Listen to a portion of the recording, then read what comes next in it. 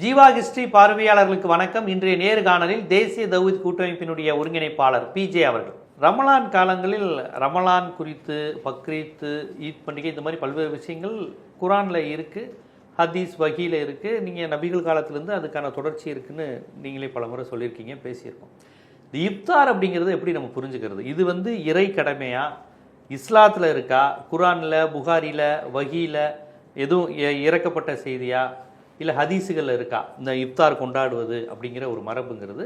அந்த மாதிரி எதுவும் இருக்கா, இல்லை ஒரு சமூக நல்லிணத்துக்காக உருவாக்கப்பட்ட ஒரு நிகழ்வா, ஒரு அரசியல் நிகழ்வா, சமூக நிகழ்வா, ஆன்மீக நிகழ்வா? இஃப்தார் அப்படிங்கிறத எப்படி நம்ம புரிஞ்சுக்கிறது? அது பின்னணி என்ன? இஃப்தாருங்கிறது ஒரு நிகழ்வு கிடையாது. இஃப்தார்னா நோன்பு துரத்தல். நோன்பு ஒரு தண்ணியை குடிச்சிட்டேன்னா இஃப்தாரை தான். அதாவது நோன்பு முடிக்கிற டைம் வந்த உடனே, சூரியன் மறைஞ்ச உடனே ஒரு பேரிச்சம்பழத்தை சாப்பிட்டாலோ, ஒரு தண்ணியை குடித்தாலோ, ஒரு வடையை எடுத்து சாப்பிட்டாலோ, ஒரு கஞ்சியை குடித்தாலோ இஃப்தார் முடிஞ்சு. இஃப்தாருங்கிறது ஒரு நிகழ்ச்சியாக இஸ்லாத்தில் சொல்லப்படலை. நோன்பு வைக்கிறாங்கல்ல, நோன்பை முடித்தல்னு அர்த்தம். இஃப்தார்னு என்ன அர்த்தம்னா, அந்த வச்சிருந்த நோன்பை முடித்தல், சூரியன் மறைந்த உடனே முடிக்கிறதுங்கிறது தான் இதுக்கு அர்த்தம். நபிகள் காலத்துல எல்லாம் அவங்கவுங்க வீட்டிலேயே நோன்பை திறந்துக்குருவாங்க. அதுக்குன்னு பள்ளிவாசல்லாம் ஏற்பாடெல்லாம் கிடையாது. நோன்பு திறக்கிற டைம் வந்தவங்க அவங்க வீட்டில் நோன்பு செஞ்சுருவாங்க. ஆனால் கொஞ்சம் அந்த நவீன காலத்தில் வந்த பிறகு என்ன செஞ்சாங்கன்னு கேட்டால், இந்த நோன்பு திறந்த உடனே மகரிபுண்டு ஒரு தொழுகை இருக்குது எங்களுக்கு. நோன்பு திறந்த உடனே தொழுகிற தொழுகை 5:30 மணி 6 மணிக்கு. ஆமாம், சூரியன் எப்போ மறையுதோ அப்போ ஒரு தொழுகை இருக்குது. ரெண்டு மெர்ஜா வர்றதுனால அந்த தொழுகைக்கு வர முடியாமல் இருக்கிறதுனால பள்ளியில் அந்த வசதி செஞ்சு கொடுத்தாங்க. எதுக்காக கொடுத்தாங்கன்னு சொன்னால், இப்போ நோன்பு திறந்துட்டு ஒரு 6:30 மணிக்கு நோன்பு திறந்துட்டு பள்ளிவாசலுக்கு வந்தால் தொழுகை முடிஞ்சிடும். அதை ஒட்டி தொழ வேண்டியிருக்கு. அந்த தொழுகைக்காக வேண்டி என்ன செய்கிறாங்கன்னா, பள்ளிகளே அந்த விருந்த பள்ளிவாசலில் நோன்பு தொழுகைக்கு வர்றவங்களுக்காக வேண்டி அங்கே நோன்பு திறப்பதற்கு கஞ்சி, பேரிச்சம்பழம் இதெல்லாம் கொடுப்பாங்க. அது அது கொடுக்கணுன்ற அவசியம் கிடையாது. அதுவும் இஃப்தார் தான். அது ஏன்னா நோன்பு திறக்கிற காரியத்தை அங்கே செய்கிறாங்க. எதுக்கு செஞ்சாங்கன்னு கேட்டால், அவங்க அந்த தொழுகையில் பிரேயரில் கலந்து கொள்வது மிஸ் ஆகிடக்கூடாதுங்கிறதுக்காக வேண்டி அது செஞ்சாங்க. அது வரைக்கும் போன வரைக்கும் பிரச்சனை ஒன்றும் வரலை. இஃப்தாரை ஒரு அரசியல் ஆக்குனது இந்தியாவில் தான். இந்தியாவில், உலகத்தில் எங்கேயுமே கிடையாது. இந்தியாவில் என்ன செய்கிறாங்கன்னா, காங்கிரஸ் காலத்தில் தான் இதை உண்டாக்குறாங்க.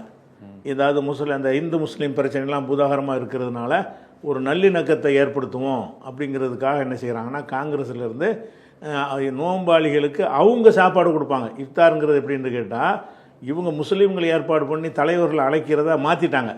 காங்கிரஸ் இஃப்தார் எப்படி நடத்துவாங்கன்னு கேட்டால், இந்திரா காந்தி அவருடைய வீட்டில் ஏற்பாடு பண்ணுவார்.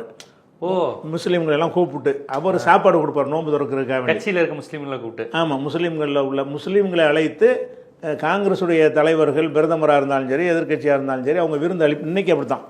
இன்றைக்கி காங்கிரஸுடைய இஃப்தார்லாம் எப்படி இருக்கும்னா, அவங்க செலவழித்து முஸ்லீம்களை அழைத்து வட இந்தியாவில் நோன்பு திறக்க ஏற்பாடு செய்வாங்க. தமிழ்நாட்டில் என்ன பண்ணிட்டாங்கன்னு கேட்டால், முஸ்லீம் கட்சிகள் இருக்காங்கல்ல, இவங்க நோன்பு திறக்கிற ஏற்பாடு செஞ்சு முஸ்லீம் அல்லாத தலைவர்களை கூப்பிடுறாங்க. எதுக்குன்னா, அந்த அரசியலுக்காக வேண்டி. இந்த நோன்பு திறக்கிறேங்கும் போது ஒரு 1000 பேர் வருவாங்க. அந்த என்னுடைய ஆதரவை பார்த்துக்கிறங்க, என்னுடைய செல்வாக்கை பார்த்துக்கிறங்கன்னு காட்டுறதுக்காக வேண்டி ஜெயலலிதா, கருணாநிதி, ஸ்டாலின் இந்த மாதிரி தலைவர் முஸ்லீம் அமைப்புகள் தான் நடத்துகிறாங்க. முஸ்லீம் அமைப்பு அங்கே நடத்துகிறாங்க. மற்ற கட்சியில் நடத்துறது இல்லையா? மற்ற கட்சியெலாம் நடத்துறதில்ல. ஜெயலலிதா மாத்திரம் என்ன செய்வாங்கன்னா, அவங்க நடத்துவாங்க. ஜெயலலிதா நடத்துகிற இஃப்தார்லாம் காங்கிரஸை ஃபாலோ பண்ணி ஜெயலலிதாவுடைய செலவுல விருந்துக்கு ஏற்பாடு செஞ்சு எல்லாரையும் கூப்பிடுவாங்க. எது கரெக்டாக நீங்கள் நினைக்கிறீங்க? ரெண்டுமே தப்பு. இது நோன்பு தரத்தல், நோன்பு தரத்தல் அவனுடைய தனிப்பட்ட கடமை.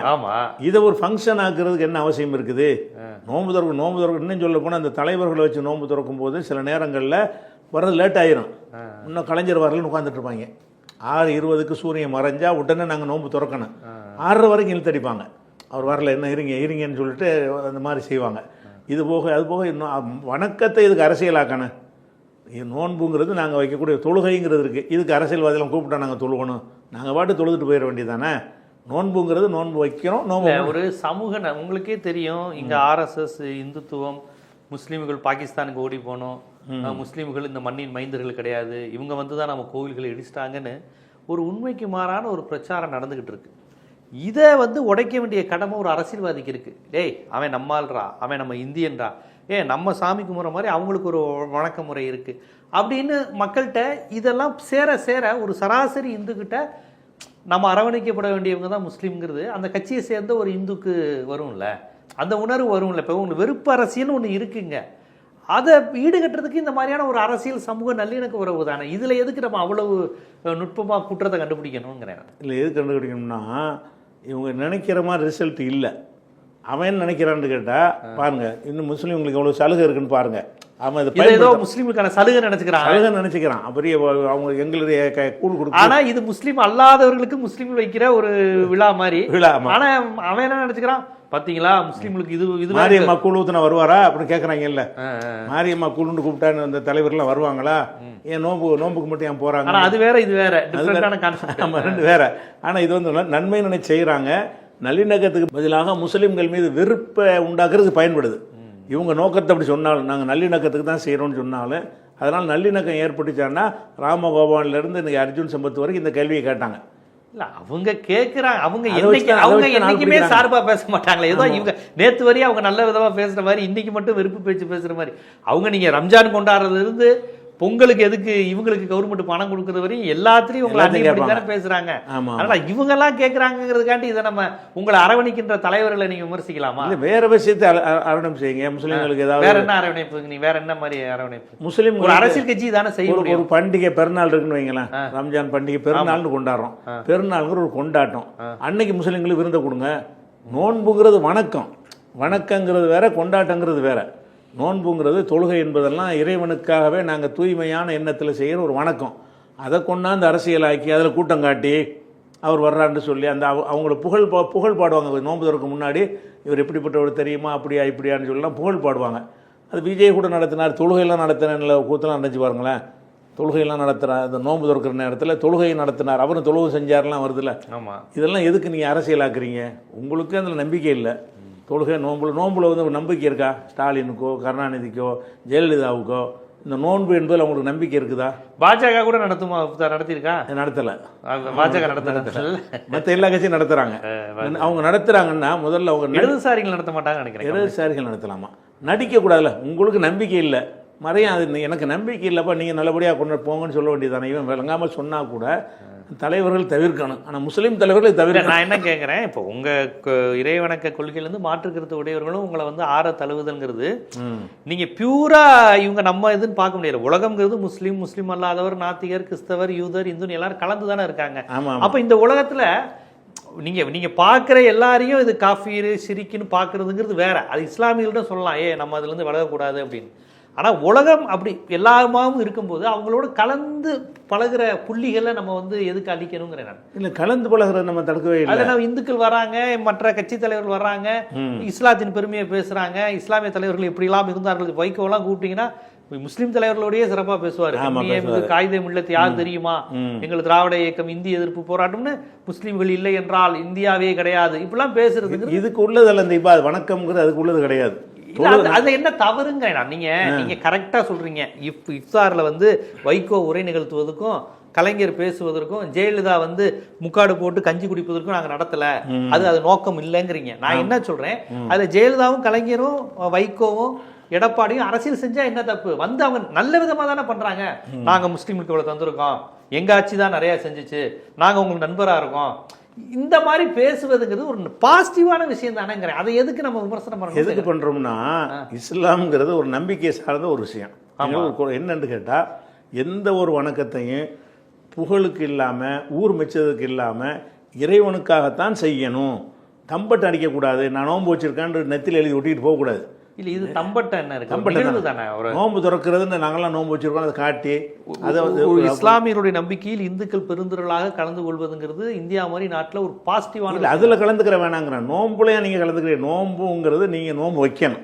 சரி, நீங்கள் நோன்பு வச்சிங்களா? இப்போ ஸ்டாலினை கூப்பிட்டு அவர் நோன்பு வச்சுட்டு வருவார், வரமாட்டார். கருணாநிதி ஜெயலலிதா நோன்பு வச்சாங்களா? அவங்க எப்போ மேலே சாப்பிட்டு இருப்பாங்க. அப்போ இங்கே வந்துட்டு எல்லாருமா நோன்பு வைக்கிற மாதிரி நடித்து காட்டி உங்களோட நான் இருக்கிறேன்னு எதுக்கு நடிக்கணுங்கிறேன்.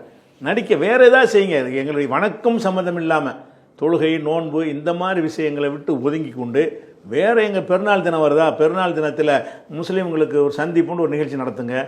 அதுக்கு வந்து பிரச்சனை. ஈது மிலன் நடத்துகிறாங்க, அதுவும் நடத்துகிறாங்க. சில ஜமாத் இஸ்லாமி மாதிரி சில இயக்கங்கள் வந்து முஸ்லீம் இயக்கங்கள் பெருநாள் சந்திப்பும் நடத்துவாங்க. பெருநாள் முடிஞ்ச உடனே அதில் வந்து கூப்பிடுவாங்க. அது ஓகே, நீங்கள் ஃபங்க்ஷன் நடத்திட்டு போங்க.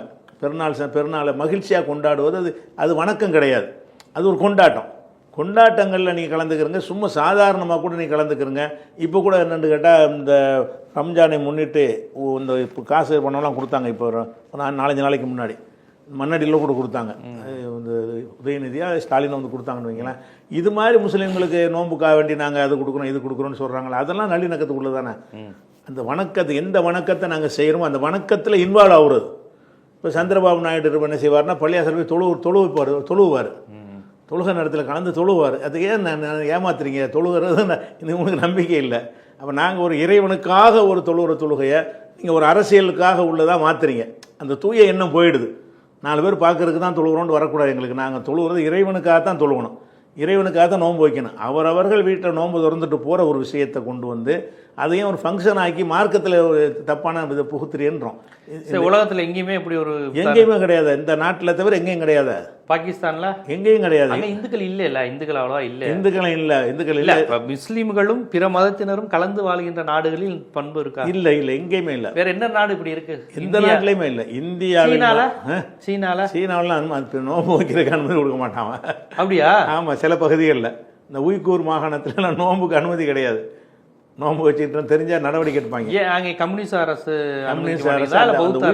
உய்கூருங்கிற பகுதியில் உள்ளவங்க வந்து நாங்கள் சீனாவை சேர்ந்த ஆளுங்க இல்லைன்னு சொல்லி ஒரு போராட்டம் பண்ணிட்டு இருக்கிறாங்க. அவங்கள வந்து நசுக்கிறதுக்காக வேண்டி அந்த பகுதி மக்களுக்கு மட்டும் அப்படி கெடுபிடி பண்ணுறாங்கன்னு வைங்களேன். நம்ம கேட்குற என்னன்னு கேட்டால், நீங்கள் வந்து பள்ளிவாசலில் வந்து நோன்பு திறக்க ஏற்பாடு பண்ணுறாங்கல்ல, தொழக்கூடிய மக்களும் நோன்பு வைக்கிற மக்களும் போகிறாங்க. போய் அந்த பள்ளியில் கொடுக்கக்கூடிய கஞ்சி அதை சாப்பிட்றோம். இன்றைக்கி எல்லா பள்ளியிலும் இருக்குது, நாங்கள் கூட செய்யத்தான் செய்கிறோம். இது வந்து வணக்கம் யார் செய்கிறாங்களோ அவங்கள கொண்டு நடத்துறது. அந்த வணக்க நம்பிக்கை இல்லாமல் இருக்கும்போது செய்யும்போது நடிக்கும் பொழுது அதில் ஒரு தூய்மை வந்து போயிடுது. இது ஒரு அரசியல் மாதிரி ஆக்குறாங்க. எங்களோட இணக்கமாக இருக்கிறதுங்கிறது இந்த ஒன்றில் வேணாங்கிறோம். நாங்கள் எதில் வேணாங்கிறோம்னு கேட்டால், தொழுகிறோமா, நீங்கள் வந்து தொழுகிறோன்னு வராதிய. நீங்கள் தொழுவுறதுன்னா ஒரு இறைவனை ஏற்றுக்கொண்டானே தொழுவணும். நீங்கள் ஒரு இறைவனை இல்லைன்னு சொல்லக்கூடிய ஒரு தொழுகிறாருன்னு என்ன அர்த்தம்? ஒருத்தர் இறைவன் இல்லைங்கிறாரு, அல்லது எத்தனை கடவுள் வேண்டாலும் இருக்கலான்னு சொல்கிறாரு. அவர் வந்து பள்ளியாசல தொழுகிறேன்னு சொன்னார்னா அது நடிக்கிறாரா தொழுகிறாரா? அதுதான் வேணாங்க. நாங்கள் வணக்கத்தை நடிப்பாக்க பார்க்குறீங்க. இப்போ விடுதலை சிறுத்தைகளின் தலைவர் திருமாவளவன் உங்களுக்கு நல்லா தெரியும். ஒவ்வொரு முறையும் நோன்பு வைக்கும்போது அவர் என்ன சொல்றாருன்னா, நீங்க சொன்ன ரீசன் தான் சொல்றாரு. ஆமாம், அவங்க உண்மையிலேயே காலையிலிருந்து மாலை வரை உணவும் தண்ணியும் ஆகாரம் சாப்பிடாம இருந்து அந்த நோன்பு துறக்குறாங்க. நாங்க சாப்பிட்டு வந்து பண்றது எனக்கு உடன்பாடு இல்லை. நானும் நோன்பு இருக்கிறேன், நோன்பு மாதத்தில் நோன்பு இருக்கிறார் அவர். ஆமா, அவர் சொல்லியிருக்கிறார். ஆமா, இல்ல நோன்பு இருக்கிறேன். அவர் இயல்பாவே அசைவம் சாப்பிட்றது இல்லை. 20 வருஷம் அவர் சொன்னார், நான் அசைவம் சாப்பிட்றது இல்லை, நான் அப்படிதான் இருக்கிறேன். பட் அவங்க இஸ்லாமிய தோழர்கள் பசியோட இருந்து சாப்பிடும் போது நான் மட்டும் மதியம் நல்லா சாப்பிட்டுட்டு வந்து நோன்பு இருக்கிறது செயற்கையா இருக்கு, நானும் அதை உணர்றேன் அப்படின்னு சொல்லி இருக்கிறாங்க. அந்த மாதிரி இருந்தா அவங்களுக்கு ஓகேவா? இதுக்கு அது பரவாயில்லைன்னு சொல்லலாமே தவிர அதுவும் கிடையாது. நோன்புன்னு நீங்கள் எடுத்துக்கிறதா இருந்தால் இது இஸ்லாமியர் வைக்கிறார்கள்னு வைக்கக்கூடாது. இறைவன் சொன்னாங்கிறது வைக்க, அது உங்களுக்கு நம்பிக்கை கிடையாது. நீங்கள் எங்களை அரசியல் அவர் கடவுள் மறுப்பாளர், இவங்களுக்கு ஒரு பரவாயில்லைன்னு சொல்லலாமே தவிர இதுவும் இறைவன் நோன்பா ஏற்றுக்கொள்ளப்படாது. அவர் இறைவனை ஏற்றுக்கொண்டா தான் நோம்பாகும்.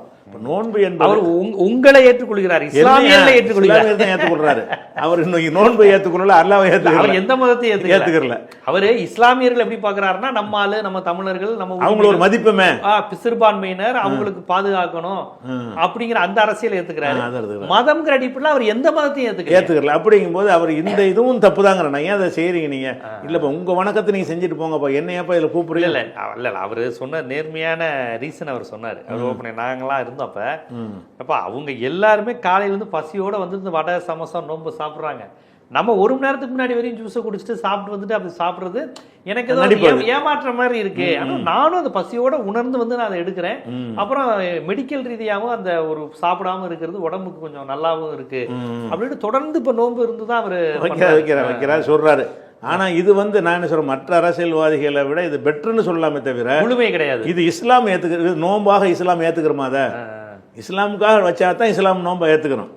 நீங்க ஒரு மருத்துவத்துக்காக வேண்டி ஒருத்தர் என்ன செய்யறாருன்னா இதே கடைப்பிடிக்கிறாருன்னு சொன்னா அவர் மருத்துவத்துக்காக மட்டும் இல்ல, அரசியலுக்காக தோழன்கிறத காண்பிக்க இல்ல. இன்னொருத்தர் நீங்க மருத்துவத்துக்காக நோன்பு வைக்கிறான்னு வைங்க, அது இஸ்லாத்துல வராது. இஸ்லாத்துல வராது. ஹெல்த் இஷ்யூக்காண்டி செஞ்சிருக்கிறீங்க. இஸ்லாத்துக்கு நோன்புன்னு சொன்னா ஒரு இறைவனை ஏற்று அந்த இறையச்சத்தை உண்டாக்குவதற்காக வேண்டி இறைவன் நம்மளை பார்க்குறான், நம்மளை கண்காணிக்கிறான், அவனுடைய சொல்ல கேட்கணும் அப்படிங்கிறதுக்காக வேண்டி உண்ணாமல் பருகாமல் இருக்கிறாங்கல்ல, இந்த ஒரு எண்ணத்தோடு வருவதற்கு பேர் தான் நோன்பு. நோன்பு கடமையாக்கப்பட்டது அதுக்குன்னு தான் குரானில் இருக்கிறது. நீங்கள் இறையச்சமுடையவர்களாக ஆகணும், அதுதான் நோன்புடைய நோக்கம்னு வருது. அப்போ இறையச்சமுடையவர்களாக ஆகணுங்கிறதுக்கு நோன்பு வைத்திருக்கும் பொழுது இறைவன் இல்லைங்கிறவங்க வைக்கிறது இப்படி நோம்பாகும். அதுக்கு வைக்கவே இல்லையே. ஆனால் என்ன செய்யணும், முஸ்லீம்களை மதிக்கிறாங்கன்னு எடுத்துக்கலாம், அது ஒன்றும் இருக்குது. மற்றவங்க மதிக்கல, இவர் நோன்பு நான் அதே மாதிரி உங்களை மாதிரி பண்ணல. நான் என்ன சொல்றேன், இது நீங்க குரான் படி பார்க்காதீங்க. குரான்ல இதுல என்ன சொல்லியிருக்கு நீங்க பார்க்க வேண்டிய அவசியம் இல்லை. இது வந்து பொதுவான ஒரு சமூக நிகழ்வு. உங்களுடைய ஒரு இந்து நண்பர், உங்களுடைய கிறிஸ்தவ நண்பர், உங்களுடைய நாத்திய நண்பர்கள் வந்து உங்களோட உறவு கொண்டாடுவதற்கான ஒரு வழியா, ஒரு அமைப்பா இதை இயக்கமா பண்றாங்க. இதை நீங்க குரான் படி தான் எல்லாத்தையும் செய்யணும்னு நீங்க சொல்ல முடியாது இல்லையா? இல்லைங்க, நீங்க கடையில சில பொருட்கள் விற்கிறீங்க, அந்த பொருளை கொண்டு போய் சிரிக்கி வைக்கிறவங்க அதை இறைவனுக்கு கூட படைக்கலாம், அந்த பாவம் உங்களை வராது. அது உங்களுக்கு இது கிடையாது. இப்ப நீங்க அந்த இடத்துல அந்த வியாபாரத்துல வந்து நீ இதை சிலைக்கு படைக்க போறியா அப்படின்னு கேட்டுலாம் நீங்க வியாபாரம் பண்ண முடியாது. இஸ்லாம் அப்படி சொல்லல. இந்த இடத்துல ஒரு வணிகம், இந்து தோழரோ முஸ்லீம் தோழரான்னு நீங்க பார்க்க மாட்டீங்க. அது மாதிரி அந்த ஒரு இந்து தோழர் உங்களோட நெருங்கணும்னு நினைக்கிறாரு, ஒரு நாத்தியரோ ஒரு இந்துவோ, அவர் அவங்களுக்கான ஒரு சமூக பிணைப்பா அதை பார்க்கலாம்ல. இதுல அது நான் மறுக்கவே இல்லை, நல்லிணக்கத்தை மறுக்கவே இல்லை. நாம சொல்லுவோம் என்னன்னு கேட்டா, ஒரு மதத்துக்கு ஒரு நம்பிக்கை இருக்குது, அந்த நம்பிக்கை வந்து குளறுபடி ஆக்குற மாதிரி காரியத்தை செய்யக்கூடாது. இல்லை இப்படியே இருந்தால் எப்படி தான் நெருங்குறது? இது ஒன்றுலாம் நெருங்க முடியுமா? இது ஒன்றுலாம் உலக ஒரு மாதிரி இருக்குமா இல்லையா? ரொம்ப ரிஜிடாக நீங்கள் போய் ஏற்கனவே பிஜேபிக்காரன் பாரு, அவங்க நம்மள்ட்ட தனியாக இருக்காங்கன்னு உங்களை அடையாளப்படுத்திக்கிட்டே இருக்கிறாங்க. இந்த மாதிரி நிகழ்வுகள்லாம் அதை உடைக்கும்ல அவங்களுடைய பிரச்சாரம். இதே மாதிரி தான் என்ன செய்வாங்கன்னா, நாங்கள் பள்ளியாசலுக்கு வரோம், நீங்கள் கோயிலுக்கு வாங்கன்னு கூப்பிடுவாங்க. அப்போ என்ன சொல்லுவாங்க, முஸ்லீம் நாங்கள் என்ன செய்யணும்? இல்லை அந்த மாதிரி வம்புக்கு ஏன் போனால் மண்ணில் நல்லிணக்கம் தானே, அதை ஒத்துக்கல. நீங்கள் நாங்கள்லாம் வந்து கோயிலுக்கு வர்றோம், நீங்கள் பள்ளியாசலுக்கு வர்றோம், எங்கள் நம்பிக்கைக்காக சும்மாவா வாங்கன்னு சொன்னால் முஸ்லீம் போகலாமா? போவாட்டி அது நல்லிணக்கத்துக்கு கேடா? இல்லை, நான் ஒரு கொள்கையில் இருக்கிறேன், அந்த கொள்கையில் இருக்கும்போது நீங்கள் உங்கள் கொள்கை கூப்பிடக்கூடாது. நீங்கள் ஒரு கொள்கையில் இருக்கிறீங்க, நான் உங்களை கூப்பிடக்கூடாது. அது அப்படித்தான் நடக்கணும். அந்த மாதிரி மறுப்பாளர்களும் கோயிலுக்கு போக மாட்டாங்க, வைக்க மாட்டாங்க. அது நேரத்தில் ஓட்டு போடும்போது வச்சுக்கிடுவாங்க, ஓட்டு கேட்டு போகும்போது அதை மறுக்க மாட்டாங்க. அது ஒரு விஷயம். எல்லாமே இந்த ஓட்டு அரசியல் தாங்க. யார் செஞ்சாலுமே ஜனநாயகத்தில் இந்த ஓட்டுரிமைன்னு ஒன்று இல்லாட்டி செஞ்சுருப்பாங்கன்னு நினைக்கிறீங்களா? இதை செஞ்சால் இந்த முஸ்லீம்கள் எல்லாரும் நம்மளை வந்து ஒரு ஆதரவாக பார்ப்பாங்க, நமக்கு ஓட்டளிப்பார்கள்ங்கிறதுக்கு தவிர வேறு எதுவுமே இதில் இருக்குதா? எந்த கட்சி நடத்தின இஃப்தாராக இருந்தாலும் சரி, அதுக்கு பின்னாடி என்ன இருக்குன்னு கேட்டால், இந்த ஜனநாயகத்தின்படி இவங்களுக்கு ஒரு ஓட்டு இருக்குது, இவங்க ஒரு நம்பரில் இருக்கிறாங்க, இந்த நம்பரை கவர் பண்ண. அது நீங்கள் முஸ்லீம் மட்டும் சொல்ல முடியாது, எல்லாருக்கும் அப்படி தானே பார்ப்பாங்க. ஆமாம், அப்படி தான் பார்ப்பாங்க. முஸ்லீம் தலித்துகள் அதான் நான் சொல்கிறேன், அப்படி தான் பார்ப்பாங்க. அப்படி பார்க்கும் பொழுது நீங்கள் நல்லா பாருங்கள், பிரச்சனை இல்லை, ஒரு பள்ளியாசை கட்டி கொடுங்க, பள்ளியாசல் உதவி செய்யுங்க, நீங்கள் என்ன வேணாலும் செய்யுங்க, ஆனால் எங்கள் வணக்கத்தில் வந்து மிக்ஸ் பண்ணிடாதீங்க. நாங்கள் தூய்மையை அதை காப்பாற்றிக்கிட்டு வர்றோம், இறைவனுக்காகத்தான் செய்யணுங்கிற ஒரு எண்ணத்தினால தான் நாங்கள் ஒரு நல்லவர்களாக நேர்மையாக உலகத்தை நடக்க முடிகிறது. இல்லை, இப்போ அது அவங்க கிறிஸ்மஸ் விழாலையும் அரசியல் கட்சிகள் கொண்டாடுறாங்க. ஆனால் கிறிஸ்துவ அமைப்புகளை சேர்ந்த யாருமே இப்போ உங்களை மாதிரி வந்து ஏன் இயேசுவை கடவுளாக ஏற்றுக்கொள்ளாதவர்கள்லாம் வர்றாங்கன்னு யாரும் பிரச்சாரம் செய்யலை. கிறிஸ்மஸ் விழாலையும் போய் எல்லா இந்து தலைவர்களும் கலந்துக்கிறாங்க, அரசியல் தலைவர்கள் போறாங்க, போய் இயேசு ஒரு போராளி, இயேசு ஒரு நக்சல்பாரி, இயேசு அப்படின்னு இயேசுவை பற்றி அவங்களுடைய இன்டர்பிரேஷன்லாம் பேசுறாங்க. அப்புறம் பலர் வந்து ஜீசஸ் நம்பிக்கை, வைகோலாம் போனார்னா நான் விவிலியம் படிப்பேன் அப்படின்னு அவர் பேசுவார். வைகோலாம் நான் விவிலியம் படித்திருக்கிறேன், அவர் உண்மையிலே விவிலியம் படித்தவரும் கூட, நிறைய புத்தகங்கள் படித்தவர், அவர் வரலாறு தெரியும். அது எந்த கிறிஸ்தவரும் நீ நாத்திகர் தானே, நீ கருப்பு சட்டைக்காரன், நீ கம்யூனிஸ்ட்டு, நீ இந்த பெருமாள் கோயிலுக்கெல்லாம் போவ, நீ எதுக்கு எங்க சர்ச்சுக்கு வரேன்னு சொல்றது இல்லையே. அவங்க அதை விரும்ப தானே செய்யறாங்க. கிறிஸ்மஸ் விழாக்கு வர்றதாங்க அவங்க பாதிரியாரே நின்று அதை இது பண்ண தானே செய்யறாரு. இல்லைங்க, அவங்க மதத்துல அப்படி சொல்லப்படலை, எவனாலும் செஞ்சுக்கேன்னு சொல்லி இருக்கிறது. அவங்க அதை தூய்மையான இதை காப்பாற்ற, உருவ வழிபாடு கூடாது, அறுவது அதெல்லாம் இருக்கே. அவங்க அது ஒரு சாராட்டம் இருக்கு. அவங்க என்ன சொல்ல போனா அவங்கள ஒரு பிரிவினர் வந்து இது சாத்தானை கும்பிடக்கூடாது, இது சைத்தான், இந்த மாதிரி புத்தகங்கள்லாம் படிக்கக்கூடாது, சைத்தான் இயேசுடைய உருவத்தை வைக்க கூடாதுங்கிறாங்களே. ஆமா, சைத்தான்லாம் பயங்கரமா சொல்லக்கூடியவங்களும் இருக்கிறாங்க. அவங்கள ஒரு பெரிய பந்த கஷ்டவங்கலாம் வந்து அவங்க வந்து இந்த மாதிரி ஆட்களை கூப்பிட்டு செய்ய மாட்டாங்க. புது ஆனந்த விடனை படிச்சா கூட சைத்தான் உங்க மூலையில ஏறிடும், கடவுளை தவிர வேற எதையுமே படிக்காதீங்க, சினிமா பார்க்காதீங்க, இப்படி சொல்லக்கூடியவங்களும் இருக்கிறாங்க. அது சின்ன நம்பர்ல இருக்கிறாங்க. ஆனா யார் இதை நடத்துறாங்களோ அவங்க அதை சொல்ல மாட்டாங்க. நீங்க சொல்றீங்கல்ல, அந்த கிறிஸ்மஸ் விழா நடத்தி எல்லாரையும் கூப்பிடுறாங்கல்ல, அவங்க நம்பிக்கை என்னன்னு கேட்டால் நம்ம எப்படி வேணாலும் வாழலாம்னு நினைக்கிறாங்களே தவிர இயேசு சொன்னபடி வாழணும்னு அவங்க நினைக்கிறவங்க கிடையாது. அதனால எங்களுக்கு என்னன்னு கேட்டால் இந்த இஸ்லாமிய அடிப்படை இல்லாமல் போயிருவோம் கடைசியில். நோம்புங்கிறத அதனுடைய அந்த புனிதம்னு நாங்கள் நினைக்கிறோம். அதே முஸ்லீம் கட்சிகள் தானே நடத்துறாங்க. அவங்களுக்கு இந்த ஏகத்துவம் ஓரிரை தெரியாதா? அது இருந்தால் நடத்திருக்க மாட்டாங்க. மறுமை பற்றிய பயம் இருக்கும்ல, இருந்தால் அது நடத்திருக்க மாட்டாங்களே. இதையே நம்ம இது அரசியலாக்குன்னு நினைச்சிருப்பாங்களே. அவங்களுக்கு 2 சீட் வாங்குறதுக்கா என்ன செய்கிறாங்கன்னா இதை வச்சு அவங்க எவ்வளோ பேர் இருக்காங்க, ஒரு சீட்டை ஜாஸ்தியாக கொடுங்க, அதுக்கு தான் முஸ்லீம் தலைவர்கள்லாம் நடத்துகிறாங்களே தவிர அரசியலில் வந்து ஆதாயம் அடைகிறத தவிர ஒரு நோக்கமே அவங்களுக்கு கிடையாது. அந்த தலைவர்களுக்கு நோன்பு வைக்கிறவனுக்கு நபிகளுக்கு அடைக்கலம் கொடுத்தது ஒரு கிறிஸ்தவ மன்னர் தானே, நஜீசியா. ஆமாம், நபிகளுக்கு இல்லை, நபி தோழர்களுக்கு. ஆமாம், நஜ்ஜாசி மதீனா பக்கமா அவங்க இல்லை, அபிசினியாவுடைய அதிபர். அவர் இஸ்லாமியரோட நல்ல உறவு கொண்டாடுறா குரான்லயே எல்லாத்துலயும் பதிவு செய்றீங்க. கடைசி இஸ்லாமும் வந்துட்டார். அவர் கிறிஸ்தவரா இருக்கும்போது நபிகள் வந்து எங்க இஸ்லாத்துல ஈசா நபியை பற்றி எவ்வளவு இருக்கு தெரியுமான்னு பேசினதை ரசிச்சாருங்களா? ஆமா. இப்ப இந்த உறவு இருக்குல்ல, இந்த மாதிரியான உறவு இப்ப இஃப்தார்ல வந்து அதிகரிக்காதா? நல்லா பாருங்க, ஒரு கிறிஸ்தவ மன்னர் தான் கிறிஸ்தவத்தை ஏற்காத ஒரு ஒரு முஸ்லீம் சொல்றதை கேட்டு ரசிச்சு இந்த உரையாடலாம் எப்படி சாத்தியம் நினைக்கிறீங்க? நீ முஸ்லீமாரு, நான் கிறிஸ்டினா இருந்தா எப்படி வரும்? நம்ம 2 பேரையும் இணைக்கிற புள்ளிகள் இந்த விழாக்கள் இது மூலமா தானே வரும். இதுல நீங்க யாரும் இணைக்கிறத பத்தி பேசவே இல்லை. இப்ப அந்த காலத்துல இஃப்தார் கொண்டாடி இருப்பாங்களா இல்லையா? இல்லையா, இஃப்தார்லாம் கிடையாது. என்னன்னு கேட்டா, சரி, அப்ப நபி தோழர்கள் அப்ப நோன்பு இருந்தாங்களா இல்லையா? நோன்பு இருந்தாங்க. சரி, அவங்க நோன்பு இருக்கும்போது அந்த பெரும்பான்மை கிறிஸ்தவர்கள் என்ன பண்ணாங்க? அந்த ஹிஜ்ரத் பண்ணி போகும்போது நோன்பு கடமையாவல. நோன்புங்கிறது வந்து அப்ப நோன்பு கடமை. அதாவது மக்காவுல இருக்கிறாங்கல்ல, மக்காவுல எல்லை கடந்து துன்பத்திற்கு ஆளான உடனே இந்த ஊர்ல நீ வசிக்க இயலாது, இஸ்லாத்தை விட்டா தான் வசிக்க இயலும்னு ஒரு நிலை வரும்போது நபிகள் நாயகம் வந்து என்ன செய்யறாங்கன்னா, உங்களுக்கு வசதியான ஒரு நாட்டை நோக்கி நீங்க போய்க்கிறீங்கன்னு அனுமதி கொடுக்குறாங்க. அந்த அனுமதி கொடுத்த வகையில், ஆய்வு செஞ்ச வகையில் அபிசினியாவில் பக்கத்தில் உள்ள நாடாகவும் இருக்கிறது. அவர் ஒரு நல்ல ஒரு மன்னர், நேர்மையான ஒரு மன்னர்னு கேள்விப்பட்டதுனால நீங்கள் அந்த நாட்டுக்கு நீங்கள் போங்க அப்படின்னு இது மக்காவில் இருக்கும்போது தான் நடக்கிறது. அப்போ நோன்பு கடமையாகும். நோன்பு மதீனாவுக்கு வந்த பிறகு தான் கடமையாகுது. அப்போ இந்த மக்கள் என்ன செய்கிறாங்கன்னா அங்கே போகிறாங்க, அபிசினியாவுக்கு போகிறாங்க. போனவுடனே அப்போ பாஸ்போர்ட் விசாவெலாம் இல்லை தானே, போய் சும்மா சாதாரண உள்ளே போயிடுவாங்க. போன உடனே மக்காவில் உள்ள ஆட்கள் என்ன செய்கிறாங்கன்னா, அந்த எதிரி தலைவர்கள்லாம் இவங்க அபிசினியாவுக்கு போயிட்டு அதை கேள்விப்பட்டு இங்கேருந்து புறப்பட்டு போய் அந்த மன்னருக்கு பரிசெல்லாம் கொண்டு கொடுத்து, இவங்க வந்து உங்களுக்கு எதிரான ஆளுங்க, இவங்களை வந்து நீங்கள் வெளியேற்றிருங்க. கிறிஸ்தவர்கள் அவங்க இல்லை, அவங்க வந்து சிலை வணங்கிகள். சிலை வணக்கம் சிலை வணக்கம் கிடையாது, அவங்க கிறிஸ்தவம் கிடையாது. சிலை வணங்கிகள் என்ன, அரபு மத பழக்க, அரபு அந்த நாட்டு பழக்கப்படி அந்த பழைய கான்செப்ட்ல உள்ளவங்க, பல தெய்வ வணக்கத்தில் உள்ளவங்க. அவங்க என்ன செய்கிறாங்கன்னா, நஜ்ஜாசி மன்னர்கிட்ட போய் நீங்கள் நாங்கள் ஒன்று, இவங்க உங்கள் நம்பிக்கையும் தப்புக்கிறாங்க, ஆமாம், இயேசு வந்து கடவுளுடைய மகன் ஒத்துக்கிற மாட்டாங்க, இவங்களுக்கு நீங்கள் அடைக்கலம் கொடுக்காதீங்கன்னு சொல்லி உங்கள் கிறிஸ்தவத்துக்கு எதிரானவர்கள்னு சொல்லி அந்த மன்னர்கிட்ட வந்து வெளியேற்றுங்க, எங்கள்கிட்ட ஒப்படைச்சிருங்க, நாங்கள் கூட்டிகிட்டு போயிடுறோம் அவங்கள அப்படின்னு சொல்லி கேட்பாங்க. அப்போ நஜ்ஜாஸ் என்ன சொல்லுவார்னு கேட்டால், அவங்களையும் அழைத்து நான் விசாரிச்சுட்டு தான் என்ன செய்வேன், அந்த முடிவு எடுப்பேன், நீங்கள் சொன்னதுக்காக நான் முடிவு எடுக்க மாட்டேன்னு அவங்கள கூப்பிட்டு விசாரிப்பார். விசாரித்தோன்னா ஒன்று ஒன்றா கேள்வி கேட்பார்.